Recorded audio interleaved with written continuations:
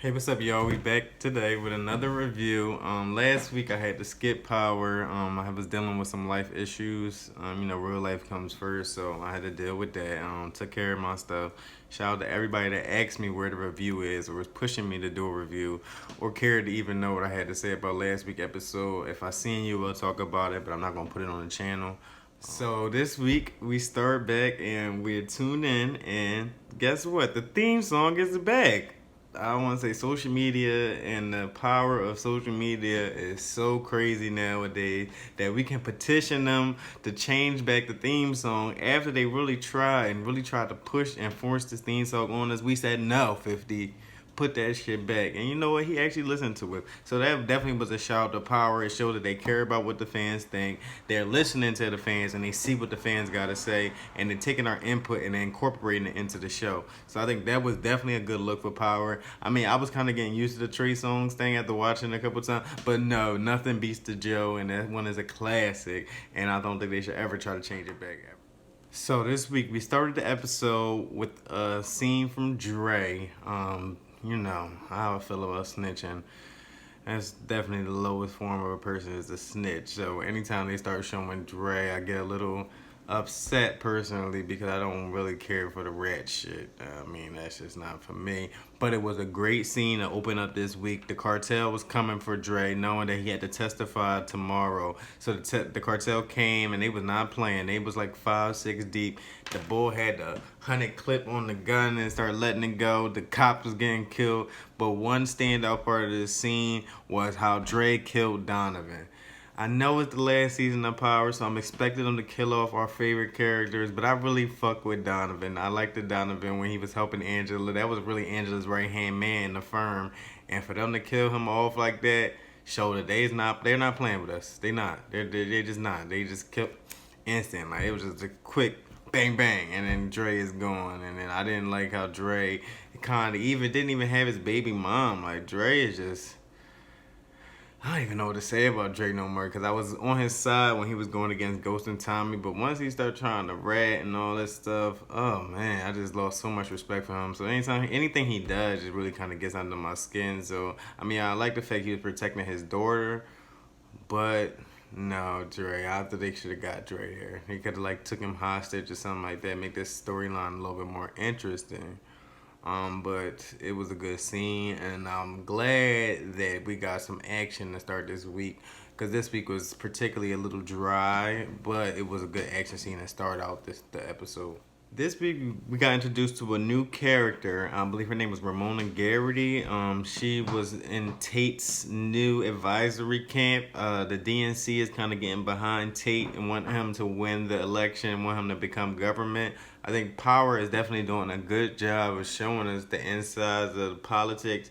I think that's where The Wire definitely did a good job of introducing the politics to us as a people and letting us know the inside things that's going on and how all this stuff actually works behind the scenes in politics. So I liked how she came in firing half of the staff, letting Tate know what's up, asking about Ghost.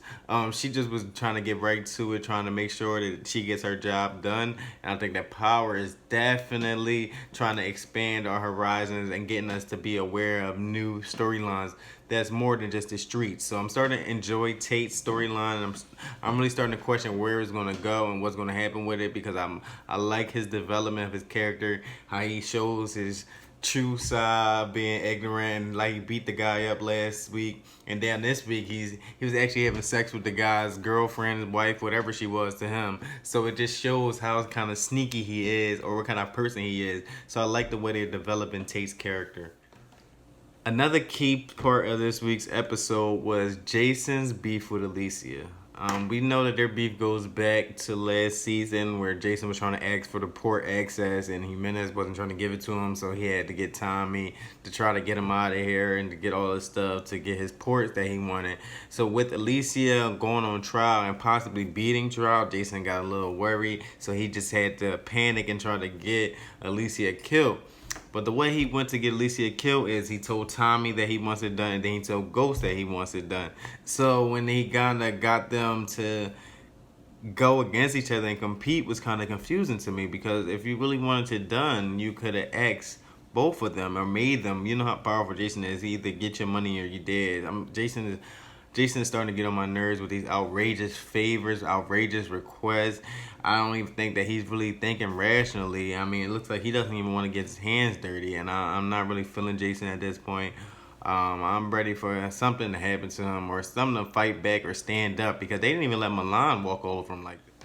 What I did like about the Jason part of the episode is that after he did all that and got them to do these elaborate plans to try to get her out, that he killed her like nothing. Like as soon as she said "fuck you," bah, I'm like, okay, Jason, he's not playing. He put on the gloves. I thought he was gonna try to punch on her. No, is a brat for it. Kill her straight like that. So I think that would show how ruthless Jason is, and kind of one of the reasons why Ghost and Tommy not really fighting him back like that, or standing up and letting him really kind of run over and take all their money and extort them and stuff like that. So I think that kind of gave us an insight to the type of character Jason is.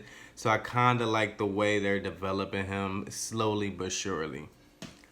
Another thing that kind of stood out this week was Tariq's growth in the drug game. Being up at his school choke, he's trying to be the plug. He got the pills popping. He got 2 workers. He running the money up. You see him this week. He buying new watches. He got the bling popping. He got the school Truman right now. But when he goes home, he realizes that he only has 1 bag of pills left, and he doesn't have a plug. So you can tell that kind of stresses him out, and he's trying to sit here and kind of think, what am I going to do next? Where should I go? I don't understand why he didn't call Tommy. I think it might be coming soon that he might call Tommy and try to get the pills that way. But as of right now, he doesn't have a plug, and I'm kind of looking at Tariq like, damn, dummy. That's what you get when you really don't even know what you're doing. Like, how can you try to get something popping like this and you don't even have a consistent plug? And I forgot that Kanan gave him the pills, and now that Kanan is gone, he really doesn't know where to get them from or what to do with them now. So it's like, you fucking up, Tariq. For the first time, we kind of got to see Tariq reflect on Raina's death. Like, last season, he was just kind of dealing with it and kind of like, it is what it is, or I took care of business because he killed Ray Ray. But it was like this week was the first time that he actually just kind of sat and opened up and was like, dang, my sister really gone. Like, he looked in the mirror and seen her picture in her room.